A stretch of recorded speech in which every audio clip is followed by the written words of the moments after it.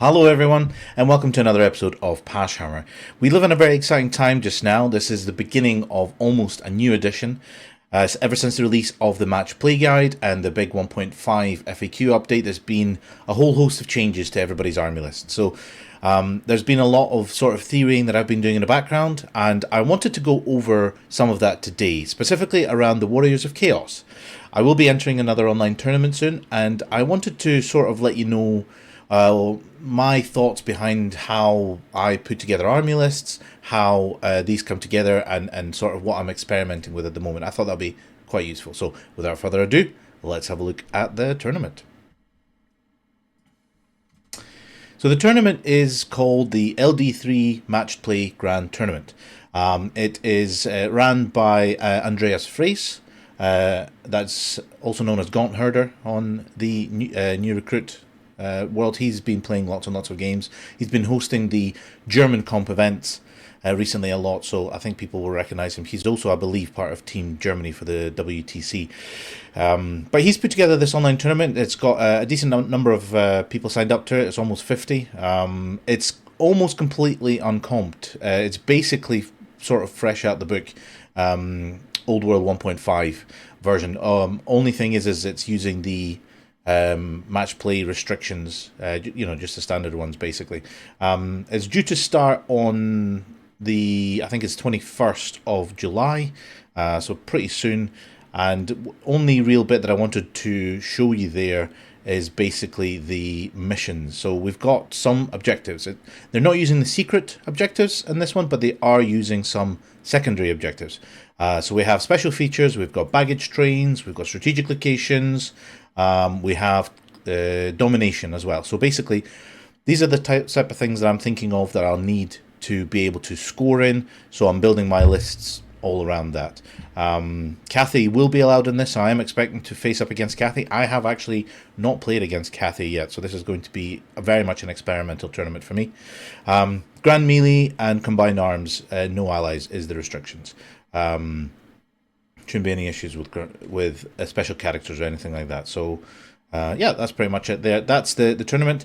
And here are 3 lists that I made, and I'll explain my sort of thinking behind them and how that came along. So the first one was this one. It's quite a really fun, exciting list. I might play it another time. I'd like to see how it gets on, but I probably won't be taking it to this event. I haven't 100% decided. List submission is today, so I might have to do it later on. The idea behind this list is basically push 3 dragons in your opponent's face and see how they survive with that. So to start with, we've got Chaos Lord on Dragon. He has the Great Weapon, 2 Favours of the Gods. He does not have a mark. He's undivided, and he has a Chaos Dragon there. So basically the thinking there is, first of all, with a Great Weapon, with the changes to the 1.5, where if your character kills a champion in the challenge, the dragon doesn't get to attack. The idea is, in this case, the dragon attacks first, and then the Chaos Lord attacks if there's still something left alive. So hopefully that should maximize the number of attacks I've got. I put 2 Favours of the Gods on him. Always good to have Favours of the Gods as sprinkled around as much as you can on your Chaos characters, meaning he can get extra attacks, he can get extra toughness, things like that. Really, really helpful. And it keeps him under that 500 point cap. The second dragon that I've got is a Sorcerer Lord, level 3, also under the 500 points. He is Mark of Nurgle. There's 2 reasons for Mark of Nurgle. First of all, if you throw him in combat, great, it keeps him alive a little bit more. But really, it's that signature spell, Fleshy Abundance, that I really, really quite like, and I think it would be helpful to have that in this list. He's level 3 on Demonology. Not amazing combo. Demonology really, I think, works best if you have them in a larger unit, because they're all sort of like multipliers, force multipliers. He does have a single favor, just to see if I can maybe spike to that toughness 6 or toughness 7 with a spell. He is not too bad. He's a Chaos Dragon. That's got to be good. And he's a level 3 that's mobile and can run around.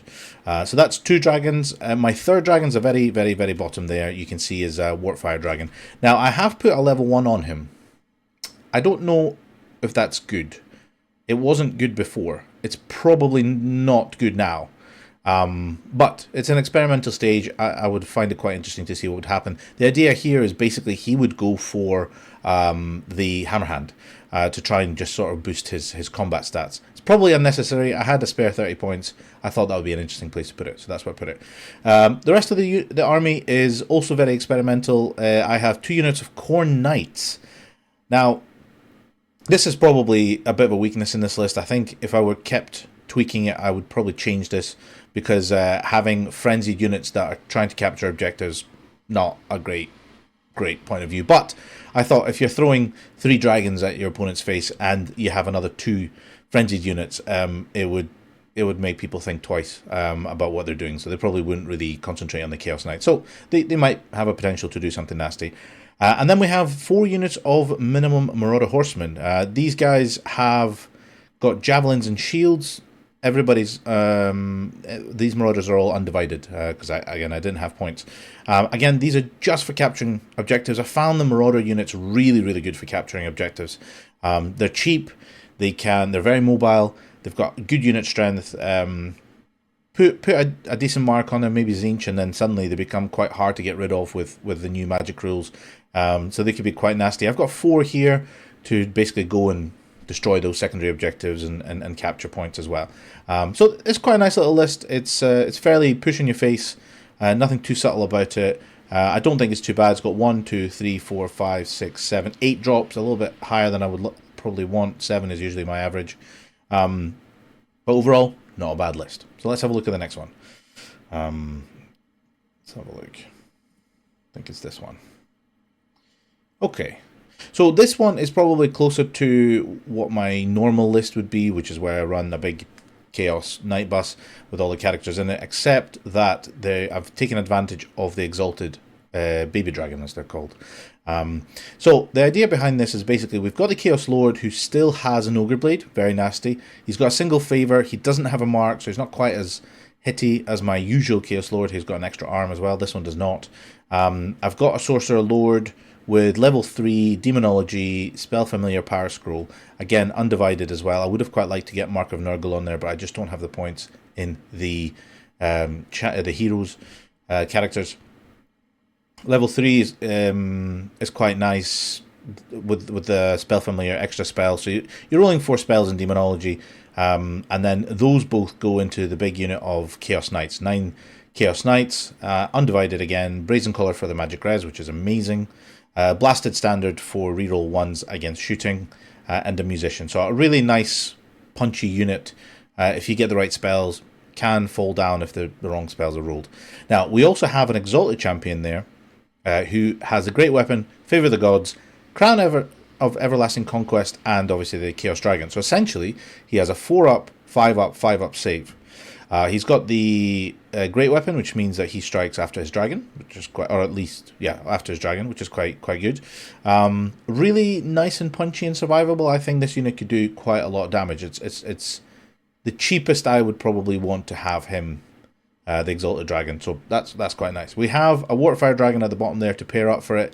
So essentially, in this army, you have the Night Bus, a mini Night Bus. You've got a Baby Dragon, and you've got the Warpfire Dragon. So you've got 3 quite nasty threats running down at you, and then to support them we have 3 units of Marauders, which have, I didn't even give these guys shields. Yeah, these guys are just cavalry spears, and all they do is just capture objectives. That's all they really do. There is a Shartak here with a blackened plate. It's quite a staple of many armies. I'll be honest, I think I'm getting a bit bored of him. It's good. It is good. It's just if you play the same thing over and over again, you kind of get a little bit bored. But overall, this list is quite nice. It has things that can capture objectives. It has like 3 solid threats that you can throw at your opponent. It's got magical protection. It's got decent output. Overall, I quite like it. But it's not the list I'm thinking of taking. The list I'm actually thinking of taking is this one here. Very similar to that. Very, very similar to that. But more experimental. So we have that same Chaos Lord with the Ogre Blade, with the Favor of the Gods. That's unmarked. Tick. We've got that almost same Sorcerer Lord. This one does have a Mark of Nurgle to let me have that toughness buff, which I think is actually quite crucial. the toughness buff being the spell that you can default to in the Lore of Chaos, the Fleshy Abundance. Really quite helpful. Demonology, yes. Extra spell, great. Doesn't have a power scroll, so a bit tricky to get those spells off. It's going to be quite tough. It's going to be a bit dicey. Does have a Favour of the Gods, though, because I quite like rolling Favours of the Gods on anyone that I can. We have that same dragon, the triple save dragon with a great weapon. Very nasty. So the only difference between this list and the previous one is that I took the power scroll off and I was able to give my Sorcerer Lord a Mark of Nurgle and a Favour instead. Very tiny difference, but actually I think I quite like that. Mark of Nurgle is really, really, really helpful on that there. Same unit of Chaos Knights, except this one I put Razor Standard on it. I don't usually go with the Razor Standard. I think that they probably don't need it, but if you throw enough dice at your opponent, especially with some of the Demonology spells, you get extra attacks. It could be really nasty. You can really strip armor. And being able to give your mount armor piercing, armor bane, being able to give your Chaos Lord armor bane with that Ogre Blade, it will really start to add up, I think. So a bit more liable to shooting, but I think it could be quite good. So I've kept that there. Still have the Brazen Collar for the magic resistance, definitely good. Now, I've put in something here that I don't normally tend to field, and that's Forsaken. I know they're good. I've heard everybody talk about them, but I just never... The lists that I make are always seem to be cavalry lists. So I've not played with them so far. I've put 7 in here, Forsaken by Slaanesh to give them that Swift Stride. I think that could be quite helpful. I'll see how they get on. Maybe I'm right. Maybe they're good. Maybe I can make something work with it. Maybe not. Maybe I'm wrong. And then to finish out the core, we have 2 units of Marauders here who just have cavalry spears and shields, basically fairly bare bones, off to capture objectives. I know the Forsaken can probably be another... Well, they can exactly be another 2 units of horsemen, but again, this is an experimental list. I'd like to try something I haven't run before, and that's what I'm thinking of there. And to round out the list, again, the Warpfire Dragon. This one does have a level 1 upgrade as well for that Hammer Hand.